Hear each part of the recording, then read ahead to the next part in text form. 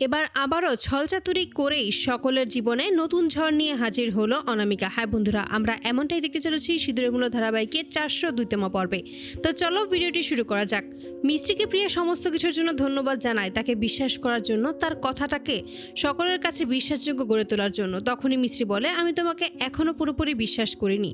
প্রিয়া তখন বলে যে আমরা কোথায় যাচ্ছি, আর এটাও বলে যে তাহলে কি করলে তুমি বিশ্বাস করবে যে আমি সত্যি কথাই বলছি। ঠিক সেই মুহূর্তেই দেখতে পায় তারা হসপিটালের সামনে আছে।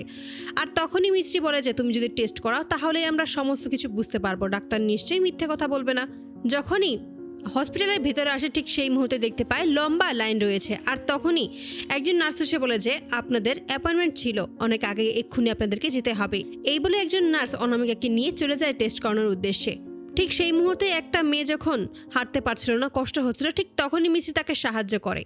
আর ঠিক তখনই অনামিকা ফিরে আসে। হঠাৎ করে চারদিকে তখন ধোঁয়া ছড়িয়ে যায় এবং সকলে মিলে ছুটে বেরিয়ে আসার চেষ্টা করতে থাকে। তখনই মিস্ত্রি বলে যে তুমি এখান থেকে আগে বেরিয়ে যাও, আমি সবাইকে বের করে তারপরে বের হচ্ছি। তখনই অনামিকা সেখান থেকে আগে বেরিয়ে আসে। অপরদিকে অর্জুন নিউজে দেখতে পায় যে ওই হসপিটালেই ধোঁয়া ছড়িয়েছে, বিষাক্ত ধোঁয়া, তাই সবাইকে সেখান থেকে বেরিয়ে আসার কথা বলে। অপরদিকে এই সমস্ত দেখেই ছুটে চলে যায় অর্জুন মিস্ত্রিকে বাঁচানোর জন্য। অপরদিকে মিস্ত্রি যখন সেই মেয়েটাকে নিয়ে বেরোবে তখনই নিচে পড়ে যায় এবং তখনই সেই মেয়েটা বলে যে তোমাকেও আমার সাথে যেতে হবে, তুমি তাড়াতাড়ি ওঠো। তারপরে মিস্ত্রি কোনোভাবে নিজেকে উঠিয়ে ওই মেয়েটাকে নিয়ে বাইরে চলে আসে। ঠিক তখনই অর্জুন সেখানে মিস্ত্রিকে দেখতে পেয়ে স্বস্তির নিঃশ্বাস ফেলে। ঠিক তখনই একজন ডাক্তার সেখানে আসে আর তখনই বলেছে অনামিকার রিপোর্টটা আপনাদেরকে দিতে এলাম। যখনই প্রিয়া ওই রিপোর্টটা নিয়ে দেখবে ঠিক তখনই রিপোর্টটা মিস্ত্রি কেড়ে নেয়। আর তখন সেখানে অসীম এসে হাজির হয়।